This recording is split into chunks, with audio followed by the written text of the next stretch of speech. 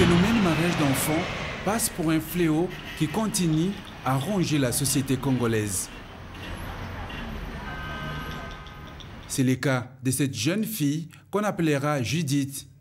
22 ans aujourd'hui, Judith a été mariée à Kananga alors qu'elle n'avait que 16 ans, un mariage précipité et provoqué par son pasteur.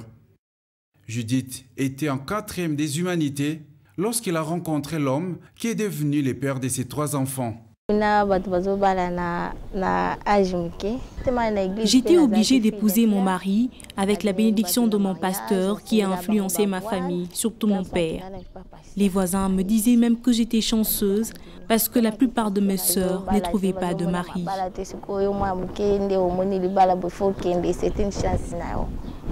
Le souhait de Judith aujourd'hui est de reprendre avec ses études pour au finish être utile pour la société. Je suis vraiment prête à retourner à l'école. L'ambiance de l'école me manque. Je pense beaucoup à mon avenir. Nous avons rencontré également la maman de Judith, Louise, fortement affectée par les mariages de sa fille à l'époque. Son témoignage est poignant. Avant l'âge, ma fille s'est mariée très jeune. Elle n'était qu'une petite fille. J'étais obligée d'accepter suite à la décision venant de son père et surtout du pasteur. Elle souffre. Son mari n'a pas assez de moyens. Et puis, ce qui m'inquiète de plus, ses accouchements sont très rapprochés. Malgré ces drames, rien n'est perdu pour Judith, qui peut toujours être récupérée et devenir utile pour sa famille et la société grâce notamment à certaines formations qu'offrent des centres d'encadrement. C'est le cas d'Aide à l'enfance défavorisée et Hope International qui travaille pour l'autonomisation des filles mères. Filles mères, il y a l'AID qui organise la formation professionnelle. Il y a 2 filières, la coupe et couture, l'esthétique.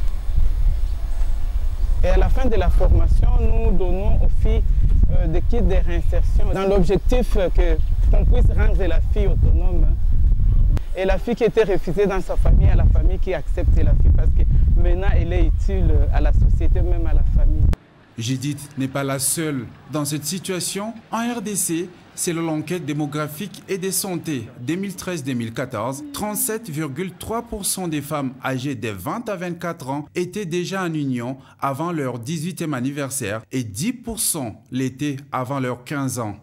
Consciente de cette situation, la RDC, à travers le ministère de la Femme, Famille et de l'Enfant, a pris des mesures pour lutter contre cette pratique néfaste qui hypothèque l'avenir de l'enfant congolais, en particulier les jeunes filles. Dans la loi portant protection de l'enfant, il est fait mention de l'interdiction qui est faite au mariage et même aux fiançailles des enfants, parce qu'on trouve que tout enfant, surtout les filles, doivent être aidées à ce qu'elles terminent ne fût-ce que les humanités pour avoir un papier qui peut leur permettre d'être utiles dans la société, pour qu'elles soient des mamans qui peuvent lire une ordonnance, faire des devoirs à l'enfant, donc les comprendre. Pour contrer les mariages d'enfants, le gouvernement congolais, appuyé par l'UNICEF, a mis en place un plan d'action pour l'uniformisation à 18 ans de l'âge légal des mariages autant pour les garçons que pour les filles. Ces plans d'action qui couvrent une période de 5 ans, soit de 2016 à 2020. Des dispositions élaborées grâce à la participation des enfants venus de plusieurs provinces du pays. Ainsi donc, l'espoir est permis.